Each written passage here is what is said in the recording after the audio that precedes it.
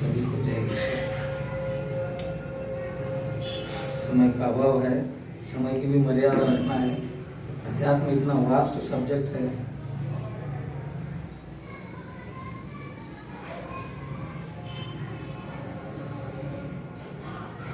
भगवान एक छोटे से श्लोक में समझाने का प्रयास कर रहे हैं। मुखम करोति वाचालम पंगुम लंघयते गिरिम यत् कृपा तमाम वंदे परमानंद माधव। ये व्यासपीठ ऐसी चीज है, ये भगवान की सीट है। बोले व्यास महाराज जी भी एक अवतार हुए सो है शास्त्र में बताते, तो उनको भगवान का दर्जा दिया गया क्योंकि वो 3% बुद्धि इस्तेमाल करके अनेक प्रकार के शास्त्र लिखे। वेद है, पुराण है, ब्रह्मसूत्र है, महाभारत है, भागवत, श्रीमद् भागवत है, अनेक प्रकार के ग्रंथ लिखे। ये क्यों? ये मानव कल्याण के लिए। तो उनको भगवान का दर्जा देने के बाद में उनका एक आसन बनाया। ये आसन वो आसन है, ये वो आसन है। यहाँ पर बैठने के बाद में मुखम करोति वाचालम पंगुम लंघय, जो इंसान लंगड़ा है वो पर्वत पर चढ़ने की कोशिश कर सकता बोल के बोला। जो गूंगा है दहाड़ मार के चिंतन नहीं दे सकता। अगर भगवान की कृपा हुई तो हमारे को परम आनंद प्राप्त हो सकता है। कृपा होना जरूरी है बोले भगवान की। तो भगवान की कृपा कैसा होती, ये प्रश्न आता है। जगत में थोड़े लोगों की धारणा क्या है, मेरे पास सब कुछ है भाई, तो भगवान की क्या जरूरत है। मैं किसी को गाली नहीं देता हूँ, मेरे को 20-25 हज़ार रुपये तनख्वाह मिलती है, मैं घर में सुख शांति से हूँ, मैं किसी को गलत भी नहीं बोलता। मेरे घर में मेरे बच्चे सुकून से हैं, मेरे बच्चों का परिवार मैं देख ले रहा हूँ। इधर जाना उधर जाना, इन्हें कुछ बोलता हूँ, उन्हें कुछ बोलता हूँ, उन्हें कुछ बोलता हूँ, मेरे गृहस्थी को क्यों खराब करूँ, ऐसी धारणा हो गई। मगर इम्पोर्टेंट बात क्या है, अध्यात्म किसको बोलते? ऐसा बोलते ना, हम आने से पहले यहाँ पर 84 लाख योनियों के पश्चात अपने को मनुष्य जन्म मिला बोल के बोलते।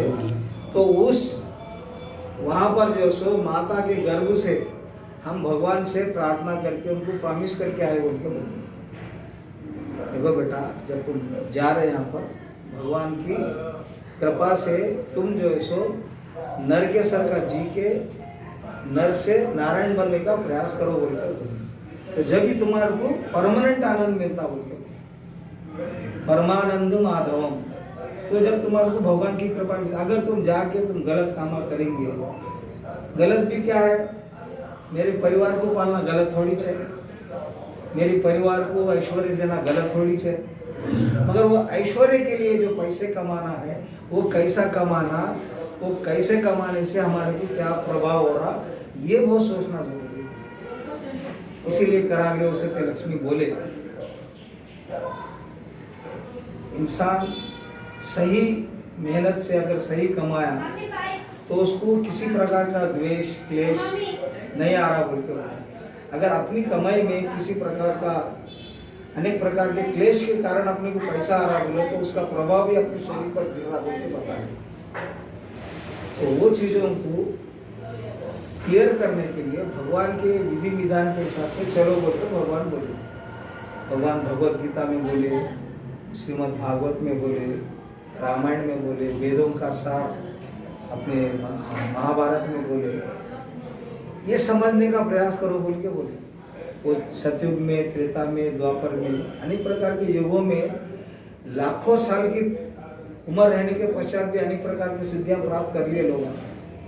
मगर हमारे जीवन में इस कराल कलयुग में एक छोटा सा मंत्र दिए, कलयुग केवल नाम आधारा, सुमिर सुमिर नर उतरी भव पारा। अगर तुम सच्चे दिल से, सच्ची श्रद्धा से, निस्वार्थ भावना से भगवान का सुमिरन करो, भगवान तुम्हारे पे कृपा करते। मगर खाली नाम रटते रहो, काम करते रहो बोल कर बोले। खाली नाम रटना ही इंपॉर्टेंट बात नहीं है, पुरुषार्थ करना। अब पुरुषार्थ क्या करना, भगवत गीता निकालो, हमारे जीवन को सुधारने के लिए अनेक प्रकार के विधि विधान बताए। अद्वेषानाम सर्वभूतानाम मैत्री करुणा एवं च बोले। अपने जीवन में अगर परमानेंट आनंद आना है बोलो तो एक विधि को तुम अपनाओ जीवन में। अद्वेषानाम सर्वभूतानाम, 136 गुण प्रकार के दिए। तुम्हारे अगर शरीर में, तुम्हारे जीवन में ये गुण आ गए तो समझो तुम्हारी परमानेंट शांति मिलेगी। उसको तुम इग्नोर करेंगे, इग्नोर नहीं करना उसको। इग्नोर करे तो फिर क्लेश आ रहा, बुखार आ रहा, ऑपरेशन हो रहे, दुनिया की चीजें हो रहे। हमारी कर्म की गति अलग है।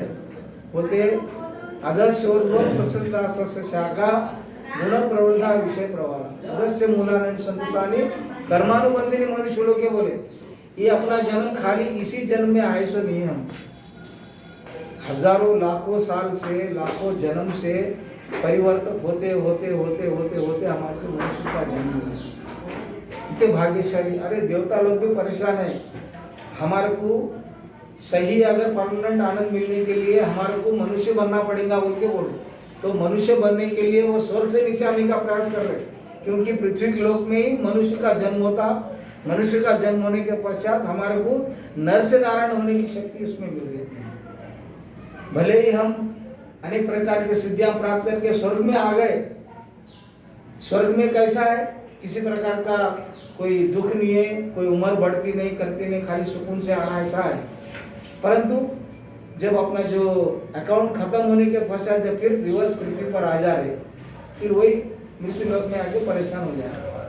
तो क्यों ना हम मृत्यु लोक में आने के पश्चात हमारे को हाथ में हीरा मिला तो उसको घस के अपन चमक के उसको चमका के अपने जीवन को सुधार के अपना जीवन कल्याण कर ले।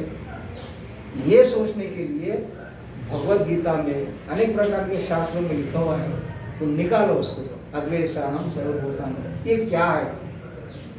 श्रावण, सबसे पहले आज का श्रावण भी चल रहा, बहुत श्रावण की भी आपको बधाई हो। बहुत भाग्यशाली हम लोग श्रावण मास में ये भगवान के विचार को कम से कम ग्रहण कर रहे, विचार सुन रहे और जो है उसको अपने जीवन में उतारने का प्रयास कर रहे। तो अद्वेषानाम सर्वभूतानाम में क्या बोले? अद्वेषानाम सर्वभूतानाम, किसी भी प्राणी पे द्वेष मत करो। फर्स्ट गुण है इंसान के लिए, 84 लाख गुण है। हमारे में दुर्भाग्य क्या है, बहुत बड़ी बात बताऊं। हमारे घर में हमारे जो बेटे बेटियां, पोतरे पोत्रियां, भाई बंधु जितने भी लोग हैं ना, उनको हम बहुत प्रेम करते। सेम प्रेम पड़ोसी के ऊपर, कोई गरीब है, कोई परेशान है, कोई दुखिया है, वो देखे तो है वह है बोलकर अपने घर में 2 पैकेट लाते दूध।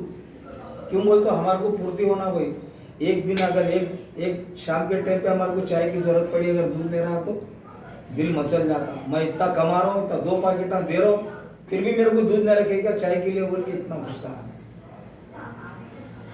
फिर भी प्रेम करते वक्त भी मिठाई ला के सबको देते अपन। जो प्रेम अपने प्रति रहता वही दूसरों के ऊपर नहीं रहता, क्यों नहीं रहता? यही बता दे। अद्वेषानाम सर्वभूतानाम, तो संसार के जलचर, नभचर, चराचर है ना, चर जमीन पर रहने वाले, आकाश में घूमने वाले पक्षी, गंधर्व, जितने भी प्राणी हैं, जो प्राणी मात्र जिसको बोलते हैं, वो प्राणियों पर द्वेष नहीं करना बोलकर बोलते। कभी कुत्ता सुअर दिखा तो उसको हट बोल के आकार देते अपन, न जाने किस वेश में मिल जाए भगवान बोलकर बोलते। तो बोलने का तात्पर्य क्या है मालूम? किसी भी प्राणी पर द्वेष नहीं करना। पशु हो, पक्षी हो, किसी प्रकार के प्राणी, जो लफ्ज़ प्राणी नहीं करना। अद्वेषानाम सर्वभूतानाम। तो अगर कोई अपने को गाली दिया, समझ देखो, अगर कोई अपने को गाली दिया,